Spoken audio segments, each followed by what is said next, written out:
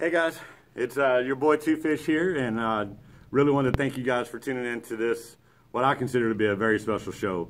I am on site here at the Texas Parks and Wildlife Fisheries and Hatcheries Management Center, I guess. Freshwater Fisheries Center. Freshwater Fisheries Center in Athens, Texas. And I am joined by none other than Kyle Brookshear, the head of the Toyota Sharelunker program. And today, at this backdrop of big, beautiful fish, including one that we'll talk about here in a little bit, we're going to go over the new Sharelunker program and a little history of the Sharelunker program so we can give all you guys more details on not only what its purpose is, what you guys are trying to accomplish, but also how new anglers can participate. Yeah. So, Kyle, once again, thank you for your time, first of all. Man, I really appreciate you opening this place up for me. And it took me, guys, 45 minutes to start filming because I've been mesmerized by the fish behind me. I mean, mesmerized. So I had to stop looking and actually start filming. Kyle, I wanted to get started with a little bit of the history of the program. Mm-hmm. You know, how old is it, and why it was created in the first place? Yeah, definitely. Well, the Sharelunker program has been around for a little over 30 years now, which is 30 seasons. It was part of the original Florida bass stocking. It developed off of that.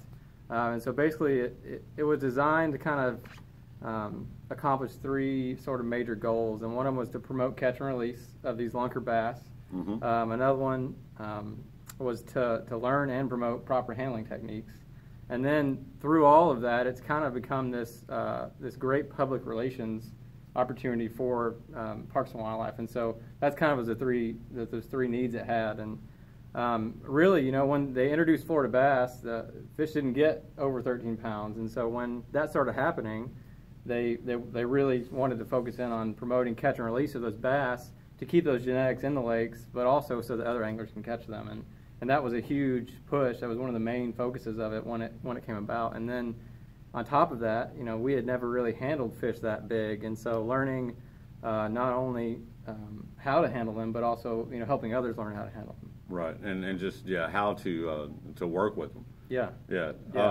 And over that time, how many fish have been submitted into the program? So since the inception of the program, in 1986, it kicked off with Mark Stevenson's fish from Lake Fork, which nicknamed Ethel. I'm sure you guys have probably heard about her, if you know anything about the program. She's real popular. So that was a new state record at the time, and since then we've had 570 total entries that were over 13 pounds. The original over 13 Sharelunker over 13 pounds, entrance. yep. Man. Yeah. And you know, I was looking on site. I was telling you, we were talking about this the other day. I was looking on site at the. You can see on their site where all these Sharelunkers have been caught, and you look at all the lakes in Texas, and you see, you know, even Little Marine Creek and Fort Worth has got a submission. And then you get to Lake Fork, and there's 240 or something like that. Yeah. So it shows you how remarkable that lake is for producing Sharelunkers. But I couldn't get over the discrepancy, though, over how many more it has in other lakes. Mm-hmm. That's so not only did it produce the first, I guess, it's produced the most. Yep. Now, is that just sheer is that coincidence, or have you guys tried to, you know, to make Lake Fork a more of a Sharelunker lake, or is that just because of the way the lake is? Yeah, I think there's a ton of variables that go into that. I think that the magic triangle, the three things you need for big fish are genetics, habitat, and forage, and you can't really do it without genetics, so you've got to have good genes. Right. And so Lake Fork kind of falls into that, I guess, that trophy lake because it was a new lake, so you have all this nutrients in the water, which is kind of blooms. Think of it like fertilizing a garden. Right, you know, your plants grow twice as fast with all the right variables that go into that. So, right, and each season you have less minerals in the soil, so each season ebbs you'll and flows. have You see a lot of that in our West Texas lakes. Yeah, Cody. Yeah. So I think there's a lot of different variables that go into play in making a lake, you know, an awesome lake like Lake Fork is, and really like all of our fisheries. And that's part of we'll get into that a little bit later, but part of the reason we've expanded the program in different ways is to highlight all of the lakes in Texas from east to west to south to north. But again, with Lake Fork, it's managed to be a trophy fish lake, with and slot so, limits with the and slot things like limit. So yeah, you get a lot less harvesting, a lot less handling, a lot less you know, toting around in a boat for a tournament of those fish. So they get less stressful factors that influence their lifespan. I mean, especially here in Texas, fish live fast and die young. Whereas up north they live a lot longer because the growing season's a lot shorter. Right. So. Well, and anybody who tournament bass fishes out of a boat knows the wear and tear that fish get, especially during the summer when that live well water is so hot. So I can only imagine what it would do to a big fish, which doesn't help the heartbreak of having to release a 23 and 7 the 0.75 inch fish on Lake Fork when you can't keep it. It's just not easy to release an 8-pound bass and go, well, that one we're not going to put on the scales. But obviously it's working, so that's the good thing. So you're obviously seeing results through the program. So that, from its inception, it kind of grew into more research. Am I mistaken there? I mean, you kind of branched off from what you originally thought the program was going to be, and then it became more research in genetics and trying to maybe even raise world record bass or giant bass. Is that correct? Yeah. So through the years, we've really taken a hard look at Sharelunker bass, specifically Florida bass. Obviously, when Florida bass were introduced, they weren't introduced at 13 pounds. They were introduced at smaller sizes. And you're saying that was about 30 years ago? It was before that. I couldn't tell you exactly. But it was definitely before the program started. The program started. Once it sort of peaked in Texas lakes. And so through that, we've kind of took a hard, fast look at what influences a lunker bass. And so there have been some different projects developed. Some of our Sharelunker research projects, kind of nicknamed in code word OWR, which is like Operation World Record. Those have been around for 10, 15 years now. So there's 2 phases of that, and I can't get into all the nitty-gritty details, but there's some exciting things we're starting to see within those. And the first project that was designed was really to compare Sharelunker bass to native northern bass. Our native bass. Yes, and so the bass that are already in Texas waters, compare those, and basically the second phase of that, which is called OWR2, was really designed to take Florida bass and compare them to Sharelunker offspring. So a Sharelunker offspring is a pure Florida, but we're comparing the difference in a 13-pounder spawns versus a 6 or 7 pound. So you are comparing Floridas to Floridas, but a giant offspring to one that's from a normal Florida bass. That's the second phase. Right. The first phase, basically, there's a lot of details in it, but there were some evidence that showed that Sharelunker offspring did outperform northern native bass to Texas in growth and maximum size, and we're starting to see that in the second one as well. So those are exciting things, but we're not really making conclusions yet, because the second round of this research project hasn't really been completed, so it's about halfway through. Well, but the exciting thing is you are starting to see some results. I know locally we have a lake, Marine Creek, that you guys were able to actually put some Sharelunker offspring into, along with a few other lakes around the state that you really wanted to emphasize that lake to see what would happen. Yeah. Definitely, and so, excuse me. So, basically, those fish that were stocked into Marine Creek and several other lakes around Texas, Nakanish, which is another one, produced an offspring. So the results are directly from the selective breeding portion of the program, which is what it's done for 30 years. We've taken angler-caught, loaned fish, brought them back to this facility here, which is the Freshwater Fishery Center. It's called Home of the Sharelunker. We have a special area called the Lunker Bunker. And so what we'll do is we selectively breed those bass. We pair them up with a pure Florida male. We spawn them. We raise out their fry to fingerling, about 2.5 inches, and then we stock them out in the lakes in Texas.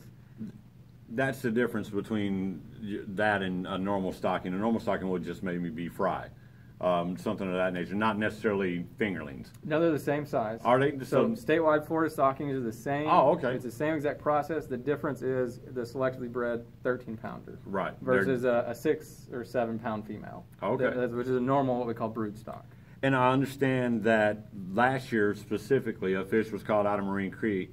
It wasn't an over 13 Sharelunker. I think it was 12 something, but it was confirmed a DNA daughter of that that fingerlings that you put in there. Is that correct? Yeah. Well, or it may have been one of the fingerlings you put in there. Yeah, she was actually a 13-pounder. So she was entered. She was the first entry we got last year. Oh, okay. From Marine Creek, she was 1306, 1307, I believe. Okay. So she was the first confirmed Sharelunker from Marine Creek. She was. Okay. She was the first confirmed Sharelunker from Marine Creek. She was a new lake record, and she was our first confirmed direct offspring from a previously caught and donated Sharelunker. And she's right behind us. Yeah, she's right back there staring at us. One of those fish. That one right there. You see it? She's right behind us in this tank, and that's one of the reasons why I wanted to set this up. So she was confirmed a daughter of a Sharelunker. Mm-hmm. Yep, so we took a small tissue sample, which is a fin clip or a scale, and we sent it to our genetics lab. They analyze it through a bunch of different processes, basically called DNA mapping, and he confirmed that it was the daughter, direct offspring from a previously caught and donated Sharelunker. And I believe it came from Conroe, but we would go back through our records, and that fish was caught in March, spawned, and then stocked. And into Marine Creek, those fingerlings were, and then almost exactly 11 years later, this one came out of there. So it's pretty neat. That's awesome. And what's also exciting is he had mentioned Nakanish earlier. Mm-hmm.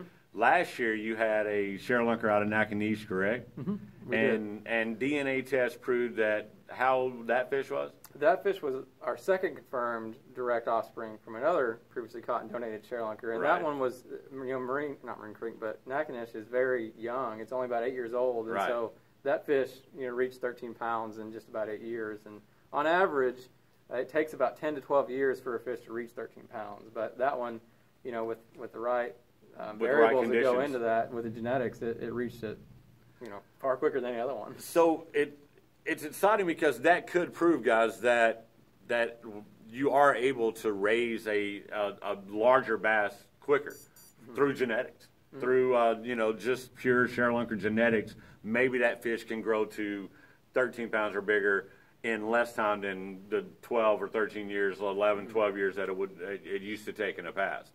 Man, that's incredible. And I know some guys that are actually going to be on Nakanish this weekend. Yeah. So that'd be exciting for them to actually know that they have a chance of catching a true Sharelunker or a daughter of a Sharelunker from out there. So Nakanish, like Marine Creek, was one of those lakes that you put Sharelunker fingerlings in. Well, now that we're getting into it, let's talk about how more people can participate in the program. I know up until last year it was only 13 pounders.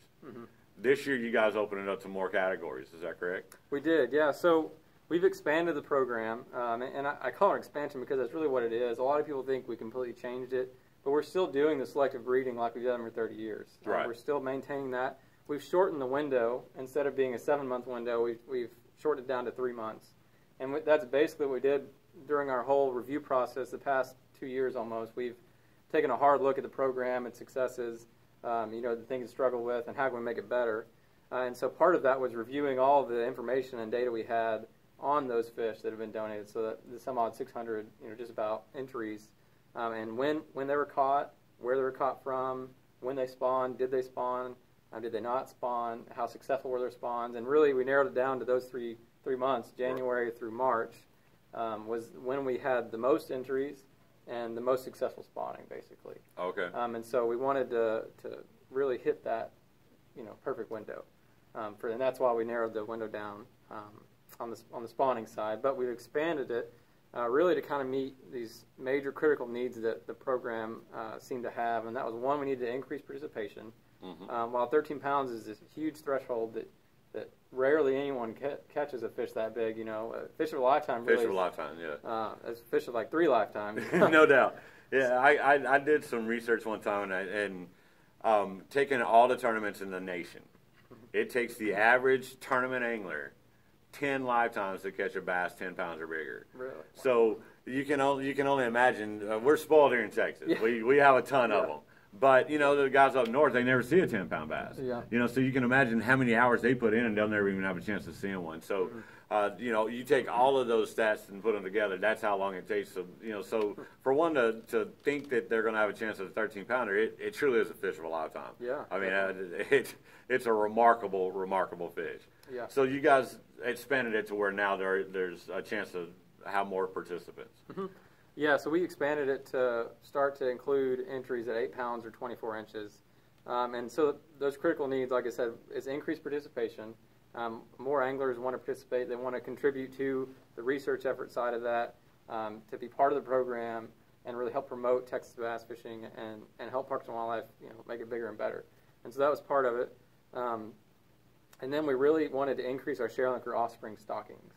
And so right now, from Florida bass stockings across the state, we have 5 different hatcheries. They'll produce between 4 to 6 million fingerlings and stock those a year. But with our Sharelunkers, it's dependent on the spawns, and so on average, we only produce a couple hundred, to 500,000 per year. 250,000, 300,000. Some years on average, again, it's lower, some it's higher. It just depends on the spawns we get from the fish and how many fish we actually get. Right. So in order to increase that effectiveness, we made a change to where we're going to try to incorporate into our broodstock fish. So our 6 and 7 pound females that are spawning, they're going to be direct offsprings from caught and donated Sharelunkers. Okay. So it sounds a little bit confusing. Right now, that's about the size of our current broodstock fish. They're 5 to 7 pound females. Right. And so what we want to do is take, again, our direct offsprings from Sharelunkers that spawn and incorporate those into our broodstock fish, which will produce 4 to 6 million direct offsprings from those Sharelunkers. Yeah, it's a little bit confusing, but that's what we're ultimately trying to do, is get a closer tie to those genetics so that when we stock them in the lakes, there's a better chance of them reaching that maximum size. Yeah, because one thing you have been able to prove is genetics goes a long ways to being able to raise these huge fish. I mean, it's one of the major factors, and by increasing and bettering the genetics of the population of the lake itself, you're going to increase the chances of raising a Sharelunker and having more fish come out of that quality. Yeah, and so the third prong of that, I guess, those critical needs that we have in the program was to start to, not only do we want to increase participation, but we want to increase our stockings of our fingerlings, but we need to really gain more understanding of the impacts of those Sharelunker stockings we've had, and in addition to that, understand the other variables and factors that come into play with a fish reaching its maximum size potential. Right. So what that looks like is taking genetic samples from 8-pounders or 10-pounders and running that sample to see, is there something in its DNA that matches that of a 13-pound bass? Right. Is it the offspring of another 13-pound bass? Just hasn't got to that size yet. So right. There's a whole lot to that. But that's sort of the main critical needs we had moving forward, and so we expanded it to start at 8 pounds or 24 inches. Right. And so those are really going to help us start to even better understand how the fisheries in Texas are doing, because a lot of people don't know, but our district biologists who manage the water bodies throughout the state, they really don't have a good means to collect data on fish that are 8 pounds plus. Right. And so that was another piece we wanted to pull into the program, because there's a lot of conversation about, well, do you start at 10 or you start at 8? Everyone says 10 is, when you hit a double-digit mark, you got the fish of a lifetime and you've accomplished something. Right. But it's always in the eyes of the beholder on the size of your fish. 8-pounder is a fish of a lifetime for a lot of people. Absolutely. So not only to help us collect that data, but to also increase participation. So. Well, and that's exciting for our community, especially the kayak community, because we are guys that appreciate being able to catch, photo, and release these fish. Yeah. We're not ones that's going to carry them around in live wells and try to, weigh them in live and things of that nature. So what this does, guys, is it allows us to participate in this program without having to keep a fish alive, without having to call out a Parks and Wildlife representative to come and gather the fish or harvest the fish. It allows you to use their out, and we'll get into it a little bit more in just a minute, and actually submit that fish into the program. And that's exciting. And another thing that it will allow us to do, guys, and we're going to get just a little more into it, is you can now participate in this DNA gathering and get more information to the Parks and Wildlife Department and a Sharelunker program on these fish. If you catch a fish 24 inches or bigger, 8 pounds or bigger, you can collect a scale from that fish and send that scale in, and that will provide a ton of information on the DNA of the fish, where that fish came from, if it is a daughter or an offspring of a Sharelunker, et cetera, correct? Yeah, definitely. I mean, in a nutshell, what we would love to be able to do in the future is kind of have a myancestry.com right. for bass in Texas. And well, so you got a good start. Yeah. And that's why I really want to do this now, because not only because of the added levels that people can participate, but the fact that we are now kind of on a precipice and we're starting to get information from what you guys have done in the past. You're starting to see the results of some of the selective breeding and some of the the research you guys have been doing. Yep. And it can only help if kayakers like us, and there's thousands of us just in the DFW area, can collect some samples from these fish and get that to you. So, and now I'm not talking about the 3-pounders you guys caught, in the backyard pond. They don't overwhelm these guys with scale samples from fish they're not really going to worry about. But if you truly catch a Sharelunker, 8 pounds or bigger, now, not only take a picture of that fish and handle it safely, but, get a scale from it and be able to send that in so you guys can get even more information on it. Yep. So what are the levels now that people can participate? It starts at, you said, 24 inches, 8 pounds, right? Yep, and to kind of touch on the kayak and the catch, photo, release style tournaments, that was another big piece of the 24-inch minimum. I mean, we do have data that supports around 80% of bass that are 24 inches or right at 24 inches are about 8 pounds, and so that's part of that piece. But we didn't want to exclude. We wanted to make it as easy as possible for people to participate and everyone to participate. Right. And so having that minimum set around that bar allows catch, photo, release style tournaments to still participate. And even in slot lakes, if there is a slot lake that eventually you can't keep one over 24, then you have that. Or on Fork especially, and our other slot style lakes, they're not always 24 inches, but they are 8 pounds. Right. I caught a fish last year. It was 23 and a half, but it almost went 9. It's just according to how fat that fish is, and that allows you to get some information from that fish as well that would normally just be released. Yep. So yeah, that's exciting for us. It allows us to participate more in the conservation and the growth of the program. So you got an 8 pound level or 24 inches, and then does it go up to 10? From there, the next level is 10? From there, it goes to 10, and then from 10, it goes to 13, and then another 13. And so the names of them are the Lunker class, the Elite class, the Legend class, and the Legacy class. And the Legend and the Legacy are both 13-pound categories, but the difference is the Legacy class are for those anglers that donate a 13-plus during the spawning time. Okay. So they're really starting to... And we picked that word specifically because they're starting to leave a legacy. They're impacting the next generation of anglers and of fish. Right. And so while a 13 is still legendary, we want to recognize that. But it doesn't mean that they're any less prestigious. It's just a different type of category. Well, and like you said earlier, you said that the season that you guys are actually collecting the fish is only January to March now. Yeah. So should somebody catch that 13-pounder after March, you're not going to come grab that fish and turn it in as a legacy class, but it's still a legendary, lunker still class. Qualifies. Right. Definitely. Exactly. And by participating in any level, the participants get a letter from you guys, and they get an angler pack of some sort, and they get entered into a drawing of some sort. Is that correct? Yeah, so every confirmed entry basically gets what's called a catch kit, which includes some Sharelunker swag, which stuff we all get, just some nice merchandise branded with the program. You get basically an achievement decal, which has your weight class. So if you turn in an 8-pounder, you get the Lunker class. It's just like the one you see on the website. Right. That sort of icon that represents that class. And then in addition to that, you get some tackle items.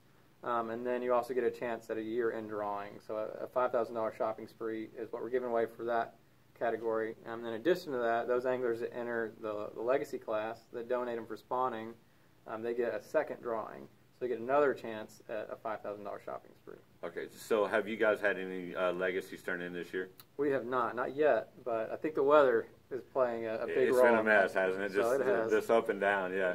Well, I know for a fact that quite a few of us kayakers have already joined your program. I know we've got Cody Stewart in West Texas. We've got Eric Porter in Austin. I know Greg Hurt. I know just the other day Tony Sebrin was down on Conroe, I think, and caught one. And Matthew Scott just a few days ago, again on Marine Creek, caught one that's 11.8. So we're excited to be a part of this and to have a place, that we can join in the fun, So I not only appreciate all you do with the program, but I appreciate your time here today and explaining more of it.